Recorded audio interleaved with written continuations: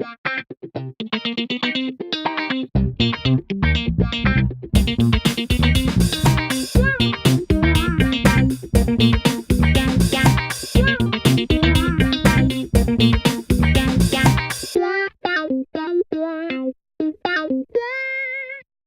everyone, welcome to the 5th episode of the Tom Talks podcast with myself, Tom Randall.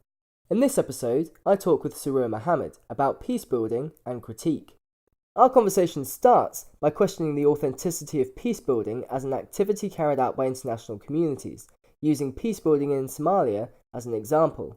It may well be that peacebuilding and intervention, supported by human rights rhetoric, are just attractive labels to cover up what is really going on, namely, nation-states flexing their muscles. We perhaps end up critiquing too much though, and end up stuck in a hilarious paralysis for deciding what counts as a legitimate solution to the problems our critique raises. Surer Mohamed researches at the intersections of African politics, critical theory, peace studies and transitional justice.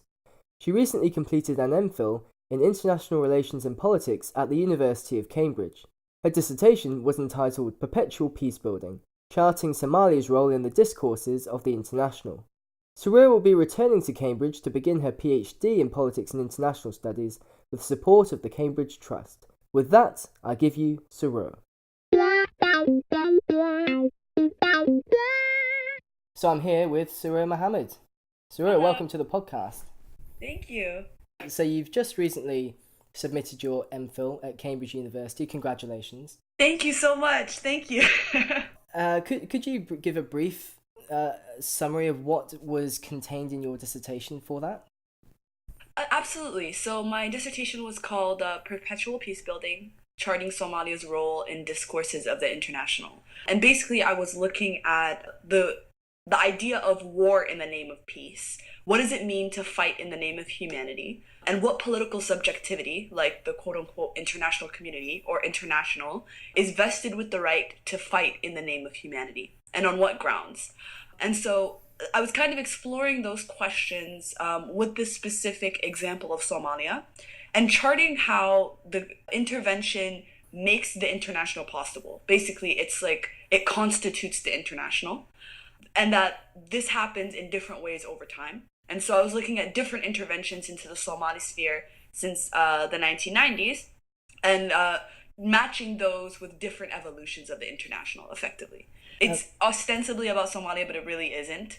Basically, my argument was you can understand the international community through its practices.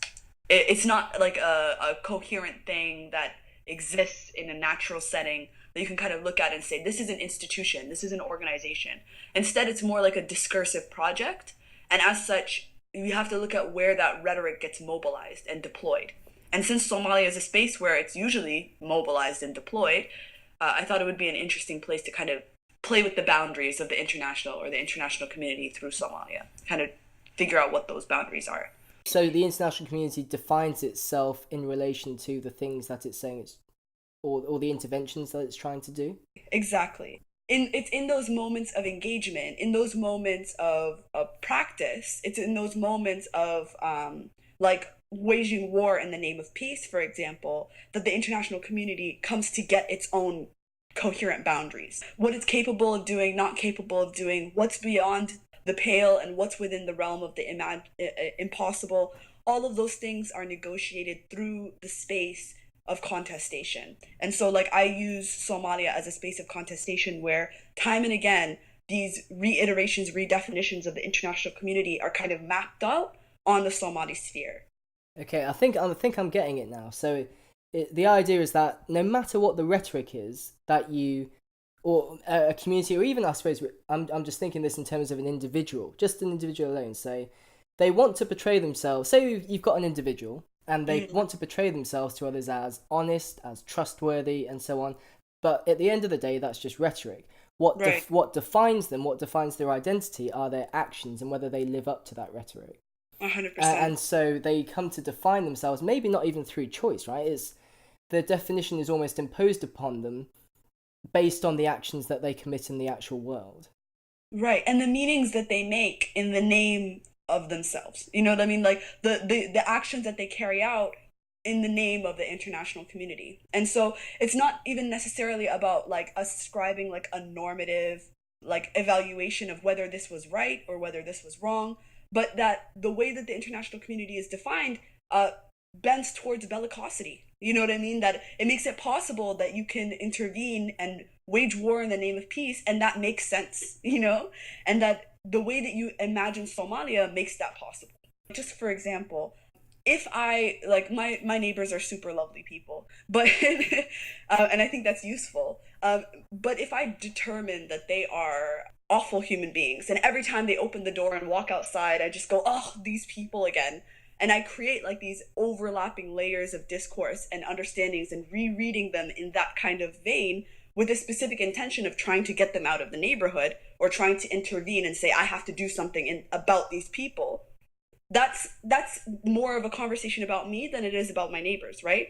I'm not speaking about who they are at any real sense. So I'm not speaking about Somalia in any real sense. I'm really just trying to act out my own political project and agenda there. Acting out our own political agenda, in some cases, we might try and dress it up as justified. And dress it up in that normativity, but really what you're saying, that the normativity doesn't matter, because what you're doing is you're just setting up the boundaries for how you want to act, regardless of whether it's good or bad. So if the international community dresses up, say, a rhetoric of we need to intervene into this place to enforce various things, it's not necessarily the dressing up that's giving them this identity. It's more they're trying to flex their muscle to see what it is they're capable of and what it is they're not. Exactly. Yes, 100%. That's totally what I was trying to go for. Well, I'm glad that we've reached that point. Let's be specific then. It's good that you've got the examples of Somalia to try and pin down various ways the international community has formed an identity of itself. Is there like a major point that you focus on where we can see this actually demonstrated in the real world? Absolutely. So the first is, and I think a lot of people are familiar with like the Black Hawk Down experience in Somalia. So in 1992, the United Nations Security Council came out with a resolution 794. This resolution was to effectively create a peace enforcement operation unlike anything that really had existed prior to that moment. Really important fundamental political principles like security and sovereignty were redefined in relation to Somalia. Like security, because they redefined the threat, what it meant to have a threat to international peace and security for the first time on humanitarian grounds, right? So the invoking Chapter 7 peace operations, like the capacity to actually intervene, was done for the first time in the Somali case on the basis of humanitarian reasoning. Sovereignty, like this is the first time that there was an intervention without the consent of a member state.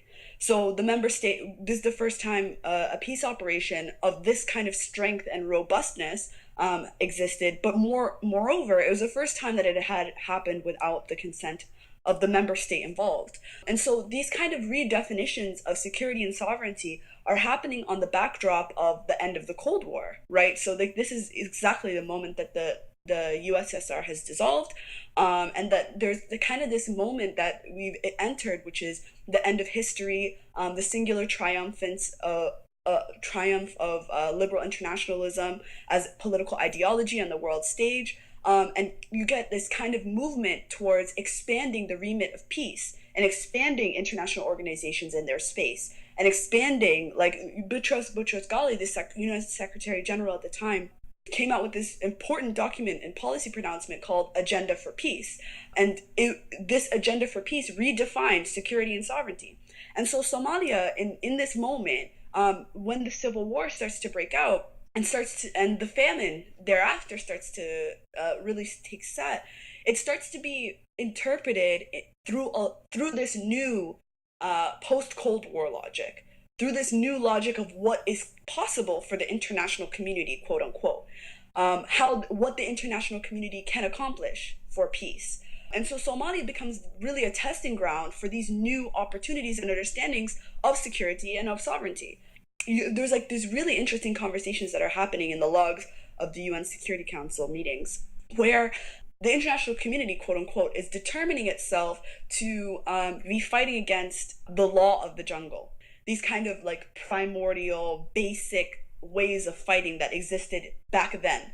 But now, in this new era that the international community will organize or will steer, they're not going to allow that. And so it was like a space of opportunity for the international community to determine its role in this incoming era.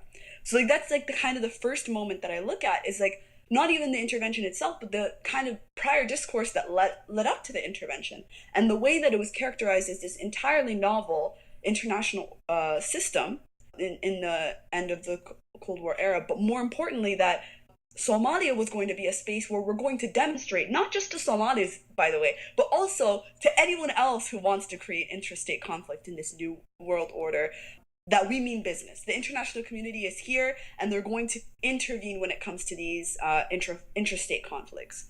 And so, like, you can see them actively out loud determining that their place in this new international order in the aftermath of the Cold War will be determined by how it goes in Somalia. And in the end, it doesn't go well. It doesn't go well.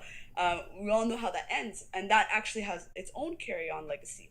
But it's so interesting that you have people actually out loud, state representatives at the United Nations, saying that the reason why they're waging this war, apart from like the flowery language about saving Somali humanity, is to create themselves as an organization worthy of respect.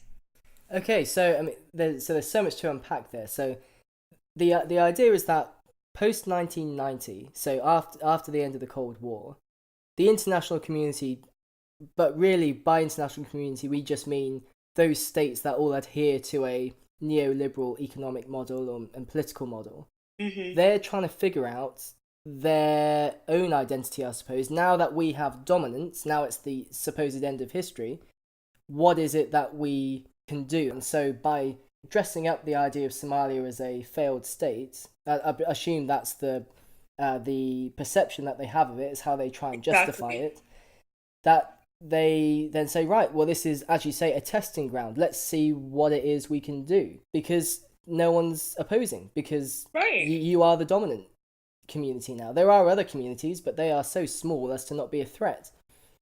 You end up with, say, United Nations coming into Somalia to try and resolve various conflicts, but as you say, that ends up bad, or ends up going wrong in severe ways. So what does that do then to the international community? How does that reflect on their own identity? What happens is, and obviously because I'm focusing on Somalia, I think this is quite important, but like scholars of the Rwandan genocide, for example, and other interventions at this moment will say that in the aftermath of the quote unquote failure of Somalia, you get this retraction and this kind of like understanding, reimagination, reconfiguration of the role of the international and the international community as it concerns African fratricidal conflict, at least. And so Somalia becomes like where it was once a zone of experimentation and a space in which you could try out these super cool new ideas and configurations of security and sovereignty. It moves into like this cautionary tale. We don't want Somalia again. Let's learn lessons, quote unquote, from the Somalia intervention. And so the United States comes out with like this experience of quote unquote failure in Somalia and renews its primacy on vital national interest. And so you kind of get this American like strength that says, I won't, that they're not interested in humanitarian intervention for its own sake, but instead only willing to sustain casualties in the experience of, in the interest of vital national interest. And so there's something called Somalia Syndrome that comes to hang over the international system. And like Rwanda gets caught up in this.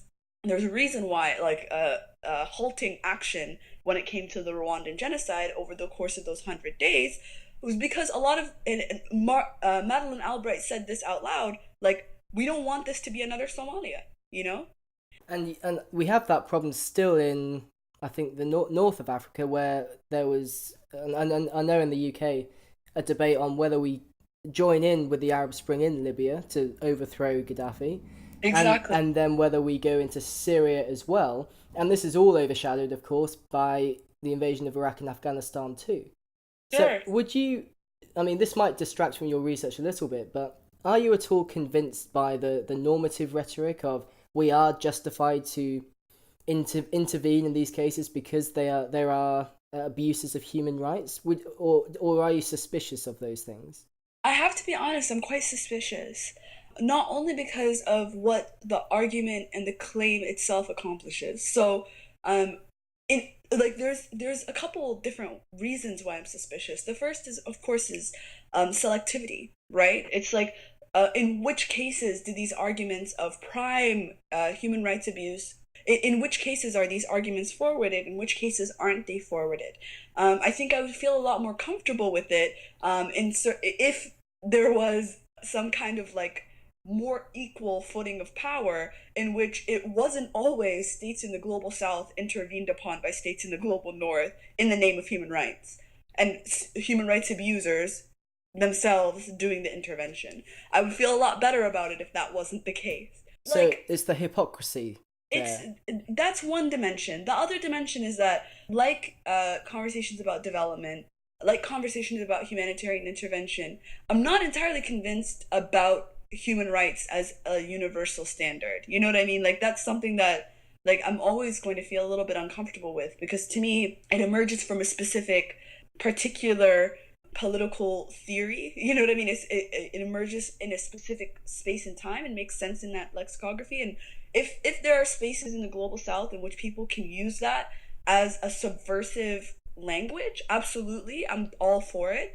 But when it starts to be institutionalized in international organizations, when it starts to be implemented in specific ways, as someone who's quite interested in like liberation politics and stuff, I'm not sure that human rights satisfies that kind of requirement for liberation politics. Like, speaking to the Somali case, for example, that the language of human rights has so many embedded assumptions about who, first of all, claiming rights, right? So like you have like a duty bearer, and then you have like a rights bearer, right? Someone who owes you something, someone from which you're owed as an individual. And that you basically can make a claim on the state and say, I am owed these particular protections or these particular accommodations, and that they have this incumbent right to take care of you. But that, and like, not to be too general, but in general, a lot of societies don't operate at that individual level, but have collective understandings of group situations. You know what I mean? Of rights and duties imposed not necessarily at the individual and state level, but at a collective level, and that come as a result of your roles, as a result of different myriad roles that you play, and so you get different rights and responsibilities, or maybe not even rights. Maybe that's not even the right language for it, on the basis of that. And so, the process of codifying like these specific rights and saying these are the human rights, you know what I mean? Itself, I don't know if it can capture that kind of dynamism and contingency. Like, and these are hesitations that I have, all while saying I think the world is better off with them, with human rights. Like, you know what I mean? I think it's still a very useful language. I'm coming to accept that more and more. I used to be like totally into the post-colonial critique of human rights and saying it's garbage, throw it out, it's not necessary. But more and more, I'm starting to understand that it's a useful way that people articulate their own liberation strategies. But like, I think there's just so much wrapped up in the assumptions of it that it's not the liberation strategy I would choose. And yet, like, there are only so many options you still have. You know what I mean? Like, the imperative to rebuild the country is still there. And so, at what point does critique, like, what does it mean for you to have a critique on one hand, and then on the other hand be actively opposing your own critique? Do you know what I mean? Like, Well, absolutely. It is one thing to critique, and critiques are good. We need to know how to improve. That's why we have criticism and peer review and stuff like that. You want to know where do you go from here, what to avoid, what not to avoid. right. But unless as well you can propose a solution, it's almost as if you get halfway, and then people turn to you and say, okay, well, what do we do now? You say, well, I don't know, I'm just critiquing it. Then Yeah, you're yeah. almost viewed as less than you were when you were critiquing. It's almost like, That's well, right. sit back down, and when you come back with a solution, then we'll change what we're doing. And then so then you get to Robert Koch's like problem solving theories versus critical theories and stuff like that. Like is it fair to say, for example, that's something that I've been dealing with because I love critique. I really do. I honestly do. It's it's fun to criticize, right? Critical theory is super great and I'm super happy with it and super proud of it. And my issue, honestly, I'll be 100% real with you. It's like after doing away with development theory or human rights theory or humanitarian intervention literature, like after doing away with all of that, I don't feel like I have to salvage something. Do you know what I mean? Because if my argument, if to me the thing that I was critiquing, the object of my critique was itself corrosive enough, or was itself worthy of that critique, I'm not too concerned with salvaging something. But what I am concerned with is what possibility that leaves for those of us who are interested in creating something new. Do you know what I mean? For those of Yeah. us who are thinking in alterity, who are trying to say, okay, what else could there possibly be outside of these particular problems? So yeah, Absolutely. And so if you've got various ideas that have become fairly established, I mean, usually it means that they've survived particular threats. mm, It's why various kinds of it's why you have human rights, because the liberal way of looking at the world won out. mm, It's quite a good source of language to try and assert your autonomy, trying to assert your freedoms, mm, to speak. I mean, if there's something that the oppressed need, it's freedom of speech, to articulate why it is they are in the position they're in and how we can.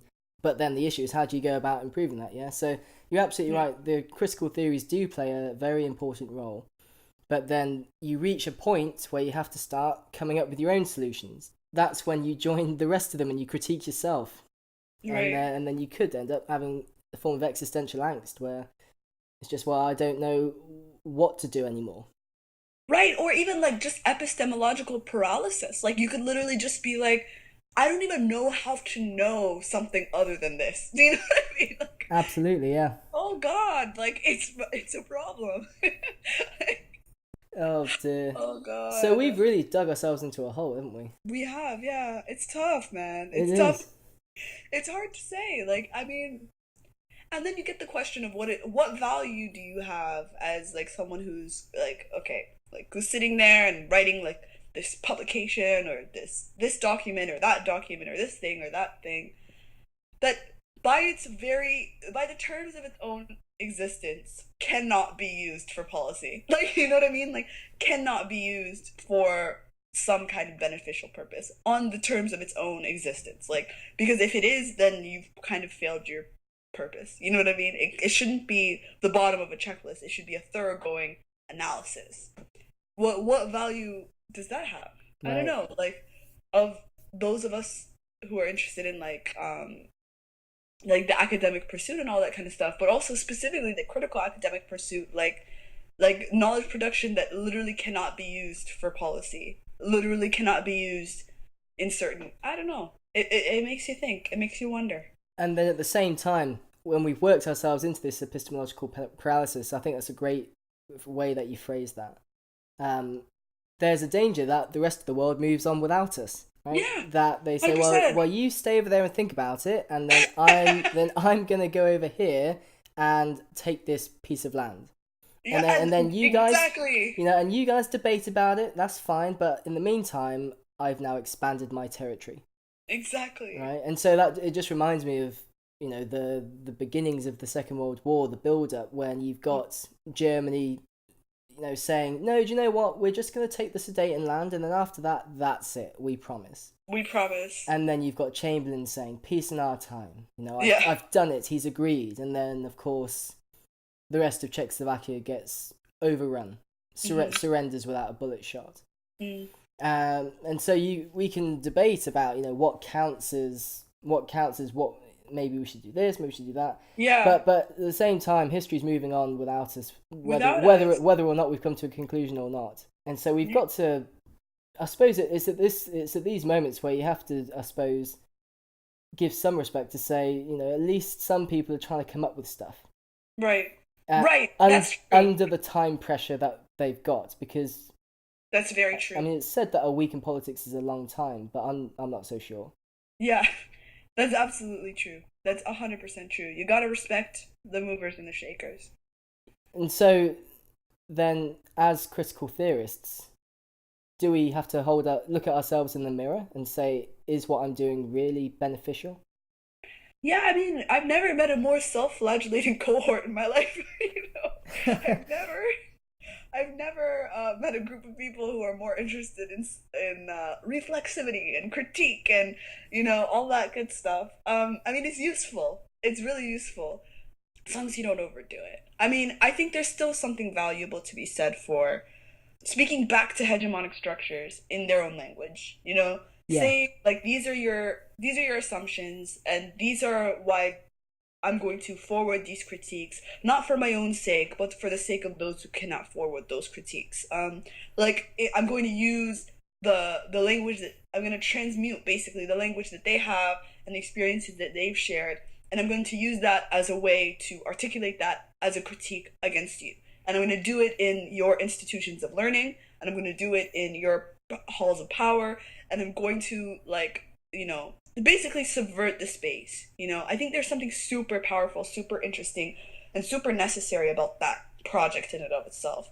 Like the tangible outcomes of that, though. Like I don't know if anything comes of that other than like questions. But if you actually look at the field of development, anthropology, if you look at the field of now, peace building is definitely going through it, and transitional justice is about to start going through it. All of these fields are starting to go in successive crisis after crisis. Like development had their crisis back in the 70s. It kind of moved on. The peace building had its crisis in the 90s. Now, transitional justice is having its crisis now. So is the crisis that these fields, quote unquote crisis that these academic literatures are experiencing is the growth of a critical cohort from within their ranks, kind of challenging their ontological and epistemological assumptions and saying what's left. Like this field is untenable without these assumptions, and without those kind of critical insurgents from within the literatures, you wouldn't have like the revolutionary kind of reimagination of the field of anthropology. You wouldn't have development studies like really conceptualizing its own impact, and really I'm still kind of questioning where development studies is coming from, but by God, it's not modernization theory anymore. You know what I'm saying? So like there's something actually valuable that the field undergoes, and that policy like attendant to that tends to follow on later on. It follows on in kind of a vapid way. It does like a little checklist at the bottom, but I mean, the critical theorists have done some stuff, some stuff. I don't know if we've accomplished exactly what we wanted to do, but no, well, absolutely, stuff's been accomplished, but I suppose accomplished in a way to say, this road we're taking right now, are you so sure it's the best one? Yeah, exactly. Like why haven't you thought about what you think is the good? Your conception of the good. Let's talk about it, Yeah. And I think that's always useful, especially for fields or policy programs that gain funding and make action happen on the basis of their own normative benefit. Like on the basis of development, we're going to stop people from starving. Peace building, we're going to bring peace to the world. Human rights, everybody's got these human rights and we're going to protect them. Like, it's easy to let things go because of the assumption that they're doing something in the name of the good. And so checking those assumptions is useful, Absolutely. I think we've been debating the good since Plato, right? Right. Trying to figure out what even before Plato, I suppose. Trying to just pinpoint what it is that we are aiming for. If there is something to aim for, maybe there is no good and there is just what is right at the present time. And wherever the future takes us, so long as it follows the procedure that we've set up and it's a just procedure, then the future will also be just. Right. So maybe we don't even have to have a good to aim for. We just need to have a just procedure to say, if we just follow these particular rules or principles, whatever happens as a result is just. But then, of course, the critical theorist comes out and says, well, hold on. How are you defining this term, and how are you saying what is just? Are you saying that just is in the way Plato meant it, or are you meaning just in the way that rules meant it, or in the way that some other communitarian meant it? And then you end up back in the quagmire. But I think one of the good things, though, is that whenever the good is debated, and here I'm just going to speak to what I know in moral and political philosophy, at least there's been alternatives offered. To say, here are different ways of understanding the good, here are the arguments in favour. And maybe we just need to make a radical choice to say, out of all of these, the only thing that I can do is just make a decision by myself, and I will just take responsibility for that decision. And for its consequences. Yeah. That's fair. I can live with that. Unless, of course, you're a recipient of that decision and you're living in a state like Somalia. Ooh, maybe I can live with that. Good point. Maybe you can't live with it. Maybe literally some people can't live with it because of the consequences are so fatal. God, what have we done? Why are we doing this? I don't know. Why are we doing anything? I mean, for me, like, this process of, like, agonizing self-reflection and reflexivity, it's like, it's uncomfortable. Absolutely, of course, 100%. But I think it keeps... But necessary. Necessary. It keeps you accountable. Like, to be honest, like, if you're going to, like, there's no easier position to be in than that of critique, because you're not the one who's being evaluated and having your stores opened and your things accounted, But when you take that position of that mantle of critique, I think it's important for you also to apply those kind of values to yourself, to your own presuppositions, to your, it keeps you honest and accountable, I think, honestly. So I understand, like, that kind of epistemic process, but I don't think it actually stops anyone from actually doing anything. Yeah. It might stop people from engaging in things that they think are hegemonic or problematic, but it won't stop them from, I don't know, having a meaning or purpose in life. Maybe we can even take a step back and actually realize, hold on, we're not in such a bad place, because when you say the importance of accountability, being honest, taking responsibility for your decisions, all of those things are values, right? And I think it'd be very hard for anyone to argue against whether someone should be accountable or not. So that's a good enough starting point. Anyway, maybe I think even the existentialists even just left it at that there is no particular ethical theory. There is just being in the world, and all you can do is take responsibility for various things, make your own meaning. Of course, this is all difficult to translate if you're a policymaker. Yeah. Oh God, yeah. Exactly. I mean, imagine telling a country like North Korea, you need to stop having such bad faith. You need to take responsibility. They just laugh at you. Literally. It's tough, man. It's tough, but I think we've got some sort of basis there to move forward with.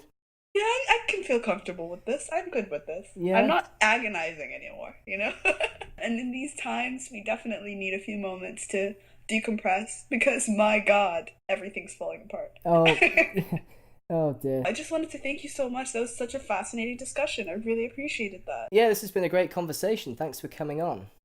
Thank you so much. I really appreciate it.